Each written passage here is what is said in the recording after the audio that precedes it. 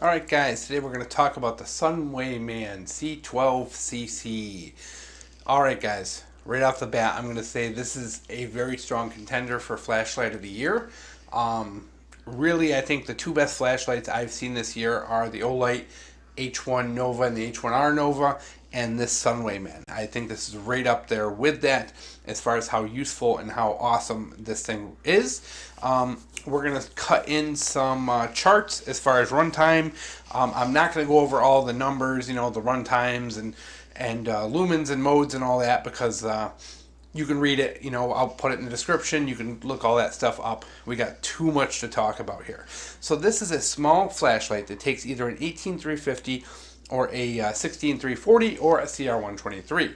The CR123 being non-rechargeable, the 16340 being the rechargeable version, and the 18350 being a slightly wider version. A little difficult to come by, but you get a little more juice. Right now I have this with an 18350 set up in it. This is a side switch flashlight with an electronic switch.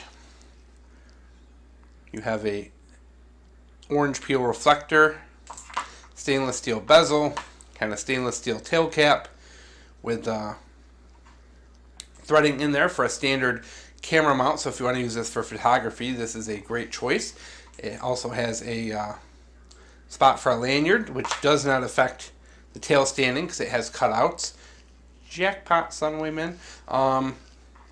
And look at this little guy here. This is what makes this light stand out from others. And what we're going to do is we're going to show you real quick how this thing works.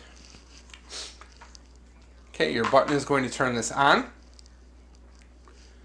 Very standard, kind of what you would expect like out of Olight as far as the user interface. Many of these lights have that as well. You're going to hold it in and it's going to switch between your modes.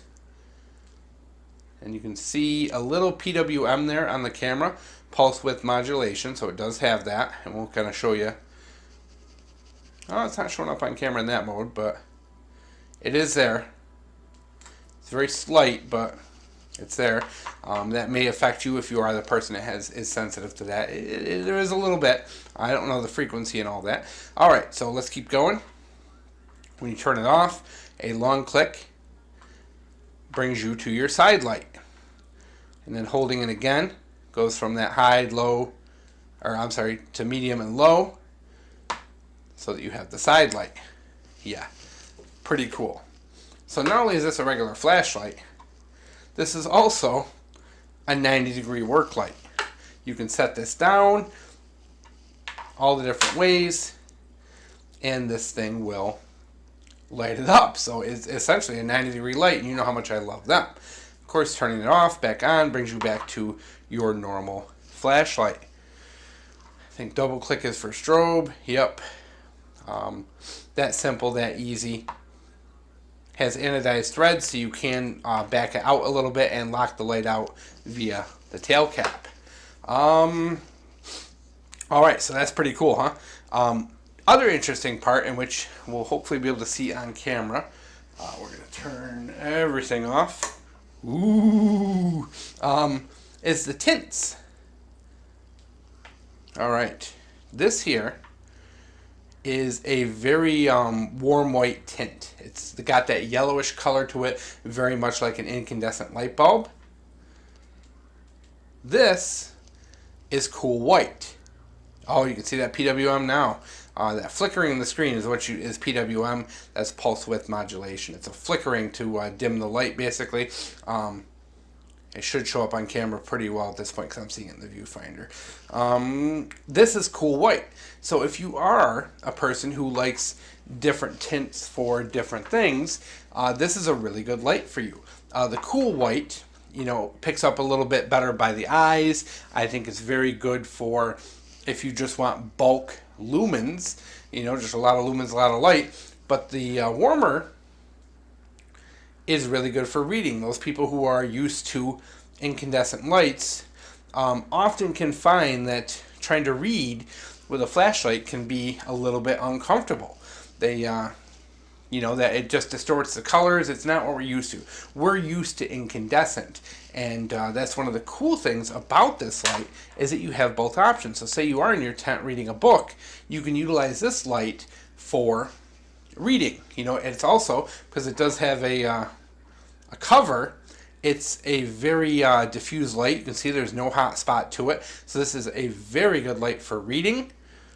For working in the car, close spaces, things like that. This thing is just fantastic. It's a very well diffused beam, and you know, when you go to your high, it's actually relatively bright too. It's not, you know, this dim little beam by any means. It's probably around 200 lumens versus, you know, your main light, which is super bright and has a nice hot spot to it.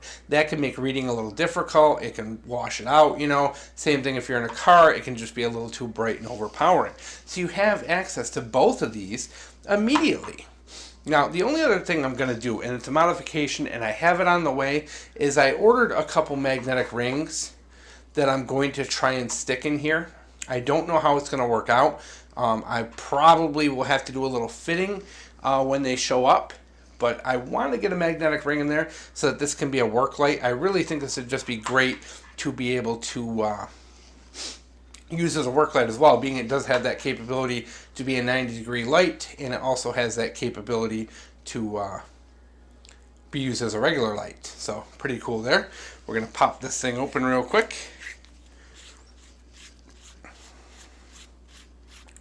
Show you the guts. Sorry for being off camera, guys. There is your USB recharging port right there on the threads. That is O-ring protected, so that is a better waterproof option. So this flashlight is also rechargeable on top of all that, which is pretty cool. I know it isn't showing up the best here right now. Hopefully maybe I can change the settings. There we go. Is that a little better for you? Nice clean threads. It came lubed. They are kind of a triangular shaped threads and very thin. Inside the cap here is a plunger that makes contact with that board down in there. So when you loosen this, that's what breaks contact with the electricity. As you can see, there's no, the whole thing's anodized there. So this works as a lockout feature on the light. Well, I guess hopefully one of the cool things is I can cut in some pictures and some footage while I'm off camera here, and you guys can enjoy that, hopefully, as long as I don't get too lazy, which I probably will, knowing me. Alright, in your front end, you have a small spring covered with a little protection there so you don't short the light out, so it will accept a good variety of battery lengths. This is an 18350, as I mentioned. Your tube is, the anodizing is stripped off, so you can also disconnect the light by unstripping that part of the tube. Once again, O-ring sealed, decent threads, lubed, nice thick body to this thing. So yeah, guys, overall, I think we have an absolute winner as far as very strong contender for flashlight of the year. This thing is insanely useful. I hate to even take it out of my pocket. I've been using this guy straight since I got it as an EDC. And I really don't have a need or feel like I want to go back to anything else at this point. It really fits every need I have. And I think if I can get a magnet to work in that tail cap, I'm going to be even more thrilled about this thing.